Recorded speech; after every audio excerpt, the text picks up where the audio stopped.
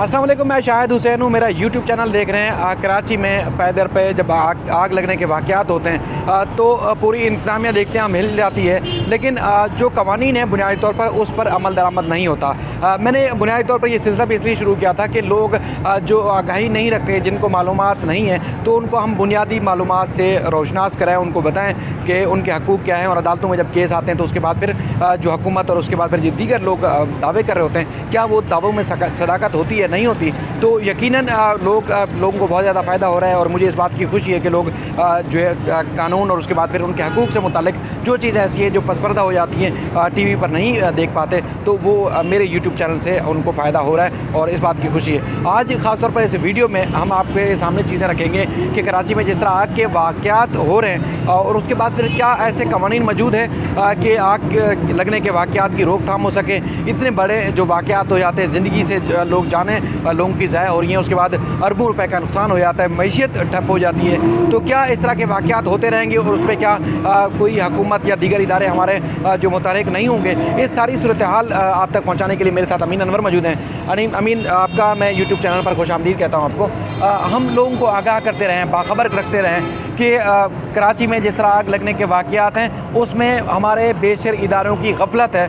ये ज़बानी बातें नहीं, ये कहीं सुनी बातें नहीं, जो अदालतों में रिपोर्ट होती रही हैं वो हम बताते रहें कि जो सिविल डिफेंस का इदारा है उसने निशानदेही की अदालत में कि कराची में 90% ऐसी इमारतें हैं जिनमें फ़ायर एग्जैक्ट नहीं है, यानी कि हंगामी सूरत हाल जब हो तो उस वक्त इमारतों से आप निकल नहीं सकते, चीज़ें वहाँ से मुंतकिल करने के जो है वो नहीं है। तो क्या ऐसी चीज़ें हैं जो अदालत ने करने का हुक्म दिया था और उसके बाद फिर जिस तरह कल परसों वाक़या हुआ, उसके बाद फिर ये विक्टोरिया जो सेंटर है इसमें भी आग लगी, तो ये आप इदारे क्या कहते हैं और अदालत में जो चीज़ें हुई थी उसमें क्या कुछ सामने आया और उसके बाद आवाम को, देखने वालों को हम बता सकेंगे ये हुकूमत की अपनी गफलत है? जी बिल्कुल, शायद आपने बिल्कुल सही निशानदेही की। और शहर कायद में इमारतों में जो बड़ी बड़ी मल्टी स्टोरी बिल्डिंग्स हैं उसमें आग लगने का ये कोई पहला वाक़या नहीं है।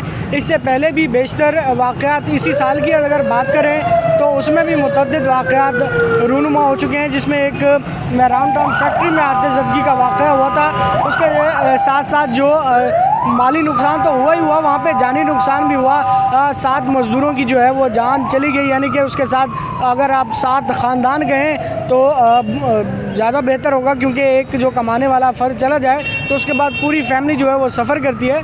सिविल डिफेंस की अदालत में रिपोर्ट पेश की गई थी, जस्टिस हेल्पलाइन की एक दरख्वास्त दायर की गई थी जिसमें ये कहा गया था कि शहर में जितनी भी मल्टी स्टोरी बिल्डिंग्स बनाई जाती हैं उसमें फ़ायर बायलॉज़ का जो है वो ख्याल नहीं रखा जाता है और यहाँ पर जो सहूलियात हों फायर ब्रिगेड के डिपार्टमेंट को, वो भी मतलूबा सहूलियात मुयस्सर नहीं है, ना ही वो अमला है, ना ही वो तरबियत याफ्ता अमला है उनके पास। और इस तरह की जो दरख्वास्त में मौक़िफ़ अपनाया गया था, इस तरह की बातें की गई थी अदालत में, जिसमें सिविल डिफेंस की एक रिपोर्ट अदालत में पेश की गई थी, जिसमें ये बताया गया था कि जो मल्टी स्टोरी बिल्डिंग्स हैं इस वक्त पूरे शहर कायद में, उसके तकरीबन 80 से 90% इमारतों में जो है वो हंगामी अखराज के रास्ता जो है वो नहीं बनाया गया है, जिसकी वजह से अगर आग लग जाए तो बाहर निकलना मुश्किल होता है। और उसके साथ साथ जो कवानीन है, जो स्पेस छोड़ना चाहिए बिल्डर, वो नहीं छोड़ता। इसके अलावा आपने देखा होगा कि जो इलेक्ट्रिक वायरिंग होती है इनकी इमारतों में, आपने कोऑपरेटिव मार्केट में अभी गए होंगे तो आपने कभी देखा होगा,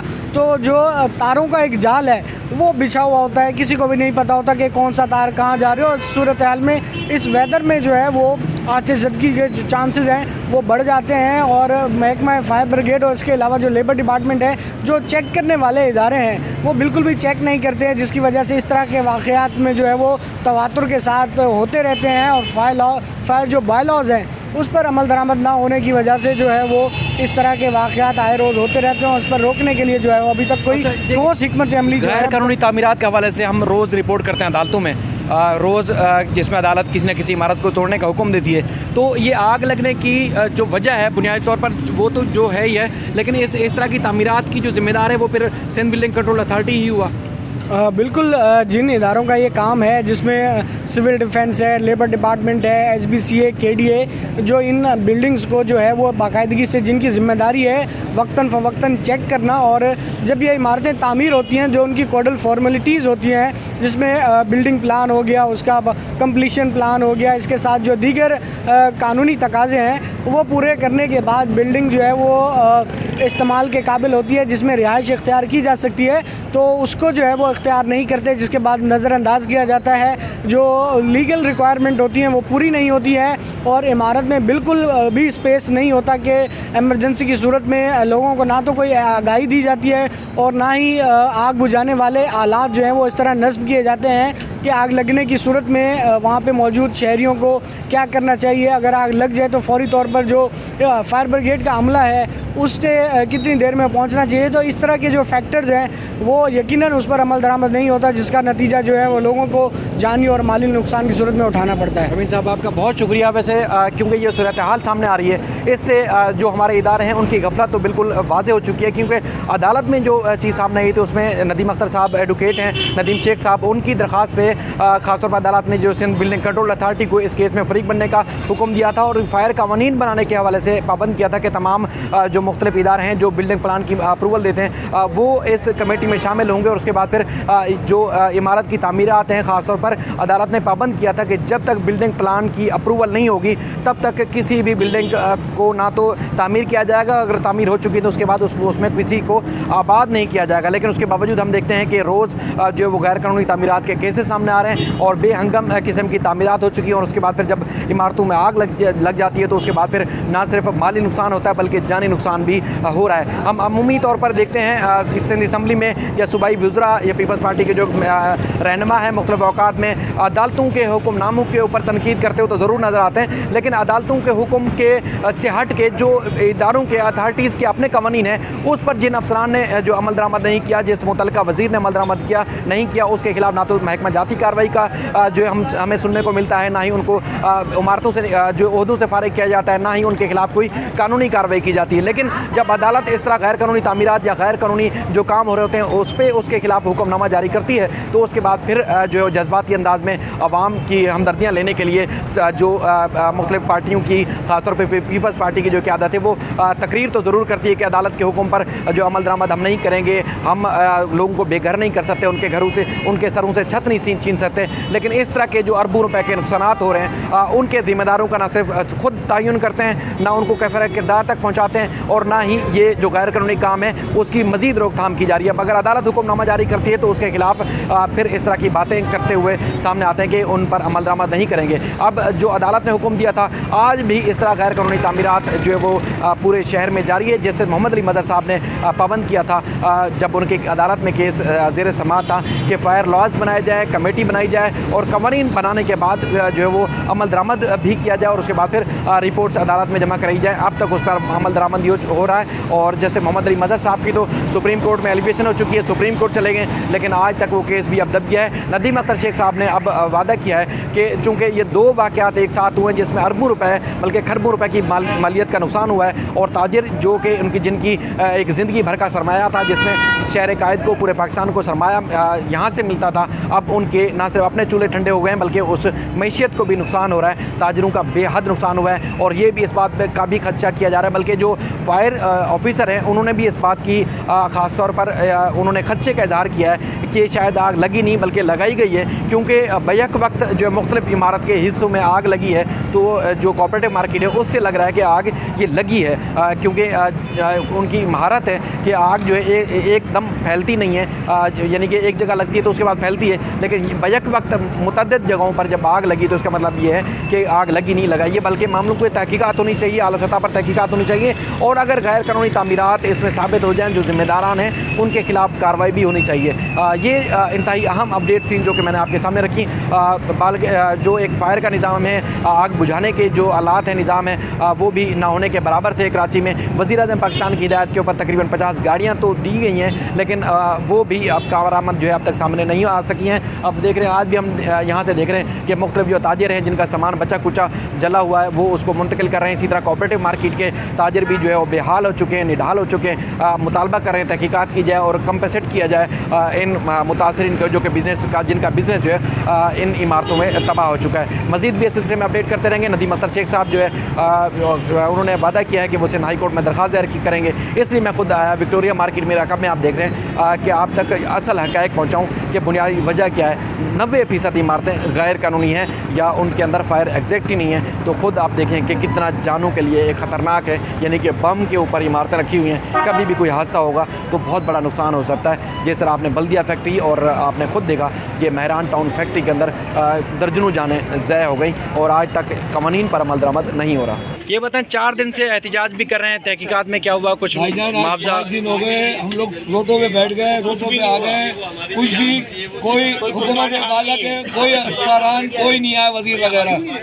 लिहाजा हम लोग ये चाहते हैं कि आप लोग आए, हमारे आंसू पोंछे, हमारे घर वालों के आंसू पोंछे। लिहाजा ये है कि अगर आप लोग नहीं आएंगे तो हम लोग वजीर आजम हाउस तक के जाएंगे इंशाल्लाह। हम लोग वजीर आजम हाउस तक के जाएंगे। वजीर आला तो दूर की बात है, हम लोग वजीर आजम सदर के पास जाएंगे हम लोग इंशाल्लाह। दुनिया के आगे टैक्स मेहरबानी जरा ख्याल करें, कराची जो है 70% टैक्स देता है, लिहाजा इसके आंसू पहुँचे। अभी कोरोना से निकले नहीं थे कि नए साने के अंदर आगे हमें लिपेट लिया गया और कोई पूछने के लिए नहीं आ रहा, ना पीटीआई ना पीपीपी कोई भी नहीं आ रहा, ना जरदारी वाले आ रहे हैं ना बिलावल वाले आ रहे हैं। आते हैं सिर्फ यहाँ पे फोटो सेक्शन कराते चले जाते हैं, उसमें आपकी फायर ब्रिगेड हो, उसके अंदर आपकी कोई भी इदारे का बंदा हो, वो फिर अपना फोटो सेक्शन कराता है और चला जाता है और कुछ नहीं करता। और आज हालत देख लें, अभी तक 4 दिन है, अंदर की अभी तक धुआं खत्म नहीं होकर दे रहा है, उसकी ईटअप खत्म नहीं होकर दे रही है, वो कोई इसके अंदर कोई पेशरफ्त नहीं हो रही है। जनरल आजम के दौर की बनी हुई ये मार्केट है 1960 की, उस दौर से लेके आज तक इस कोऑपरेटिव मार्केट ने आवाम की पूरे पाकिस्तान की खिदमत की और अभी तक इसको कोई पूछने वाला नहीं आया। ये कोई किसी गाँव में नहीं है, ये किसी कस्बे में नहीं है, ये कोई मली डिस्ट्रिक्ट में नहीं है, ये कराची के दिल में है, जिसको सिंध का पेरिस कहा जाता है। ये वहाँ की मार्केट है, यहाँ के दुकानदार से लेके एक दुकान पे 5-5 सेलमैन काम करते थे, वो रोडों पे आ चुके हैं, उनके घरों में फाके हो गए, यहाँ पे सैलानी पे आके वो खाना खा रहे हैं। अब आप बताइए कि कोई पूछने वाला है? यहाँ से लाखों रुपए का टैक्स जाता है, यहाँ पे कोरोना के लिए 5-5 बजे दुकानें बंद कराई गई जबरदस्ती, यहाँ पे हर चीज़ के टैक्स जाते हैं। अब आप मुझे बताइए कि इसका क्या लायामल होगा? नुकसान का तखमीना लगा है, कितनी दुकानें मुतासिर? तकरीबन 600 से ज़ायद दुकानें इसमें मुतासिर हुई हैं, जो बिल्कुल नमला मेट हो गई, मामला मेट हो गई, ज़ीरो पे आ गया, 0/0 हो गया हर ताजिर इस मार्केट का। और कोई इसने भी आके अपने लिए हमारे लिए तो हमदर्दी के बोल नहीं बोले। यही बात आगे पहुंचा दें, इस पर अल्लाह उनके ऊपर असर डाले तो किसी के मामला सीधे हो जाए। Thank you. ये बताइएगा कि आग लग गई, अब अरबों रुपए के मालिक ज़मीन पर आ गए, तो अब बुरा हाल होगा। जी बिल्कुल, कहने का मकसद मेरा ये है, मैं यहाँ पर मेरी 2 दुकानें थी और मैं यहाँ पर जो है काम करता हूँ, तो मेरी 2 दुकानें, तो दूसरी मेरी मुतालबा है कि भाई गवर्नमेंट मुराद अली शाह आपने देखें, हमारा सारा पहिया पूरा घर सिस्टम इसी दुकान से चलता था और हमारे पास इसके अलावा कोई भी नहीं है। हम बिल्कुल रोड पर हैं, हुकूमत का कोई बंदा आने के लिए तैयार नहीं है। तो भाई हुकूमत का कोई बंदा नहीं आएगा तो हम लोग क्या करेंगे? बेबस से रोड पर आएंगे। 4 दिन से जो पैसे थे वो भी खर्च हो गए। कहने का मकसद घर का खर्चा तो उसी हिसाब से चलेगा, जिस हिसाब से चलता था। हमारे साथ बहुत परेशानी का सामना है, गवर्नमेंट को चाहिए कि हमारे साथ थोड़ा ताउन करें। तो तहकीकात कहाँ तक पहुँची? एहतिजाज भी किया आप लोगों ने? एहतजाज भी करा पर उसका कोई नहीं, चैम्बर में भी बात गई है, उनके काफ़ी लोग भी आए हैं, सब सिर्फ वीडियो और सब बना के चले गए हैं, कोई हमारा कोई परेशानी हाल नहीं है। और मेरा सिर्फ यही है, गवर्नमेंट की मार्केट है, उसके बावजूद भी गवर्नमेंट का कोई यहाँ बंदा नहीं है, तो हम किससे जाके करेंगे? हम लोग तो रोड पर आ गए, हमारा सारा जरिया माश है। उसके अलावा हमारा मेरी रिक्वेस्ट है कि आएँ देखें, इसको देखें और यहाँ पर हमारा कोई ऐसा सिस्टम बनाए जिससे कि हमारा पहिया दोबारा चले। साथ देने वाला नहीं है। मुराद अली शाह को 4 दिन से यहाँ पे बुला रहे हैं, वो बोल रहे हैं कि मैं इस्लामाबाद में हूँ, कभी लाहौर में हूँ, यहाँ पर आके फिर हमारा हाल देखो, यहाँ पर क्या हाल हो गया, माल जल गया, सारा कैश जल गया, सारा गोदाम जल गया, माल कोई हमारे को देखने वाला नहीं है। यहाँ पर हम लोग कब से बैठे हैं, 4 दिन हो गए, कोई हमारे को एक दफ़ा पूछने के लिए आ जाए तुम्हारा क्या हाल है, कोई भी यहाँ पे पूछने के लिए नहीं आ रहा। पुलिस ने तहकीकात की, इदारों ने तहकीकात की, किस वजह से आग लगी थी, कौन था? कर रहे हम खुद ही कर रहे हैं भाई, यहाँ पर हमारा साथ देने के लिए नहीं आ रहा कोई भी। सब कुछ यार हमारे तो वीडियो हमारे पास है, आग हम लोगों ने बुझाई है भाई, पाइप हम लोगों ने पकड़ा हुआ था यहाँ पर, फायर ब्रिगेड यहाँ पर है, पानी उसके पास नहीं है। 4 दिन से मीडिया वाले आ रहे हैं, एक भी न्यूज़ चैनल पे आए ही नहीं। अभी तक तो हमारा तो कुछ भी नहीं आया भाई। न्यूज़, हाँ न्यूज़ वाले तो रोज ही आ रहे हैं, हम तो यूट्यूब पे देख रहे हैं कि कोऑपरेटिव कोऑपरेटिव मार्केट का कुछ तो आ जाए, कुछ भी नहीं आ रहा। जो आ रहा था इमरान खान का दिखा रहा है, कोई मुराद अली शाह का इस्लामाबाद का दिखा रहा है, कोऑपरेटिव मार्केट का कोई दिखाते हैं यहाँ पर, कोई भी नहीं दिखा रहा हमारा। आपका मीडिया से शिकवा ये है कि कवरेज करते हैं टीवी पे नहीं दिखा रहे, सियासी बातें दिखा रहे हैं, बिल्कुल सियासतदानों। भाई पहले तो ये तो दिखा दो यार। आपका भी नहीं पता, आप दिखाते नहीं, यहाँ पर रोड पर आएगा भाई 4 दिन का, यहाँ पे कुछ ना कुछ खा रहा है ना कुछ पी रहा है, कोई तो देखे हमारे को, कोई भी देखने वाला नहीं है। एरिया की सबसे बड़ी मार्केट ही ये है।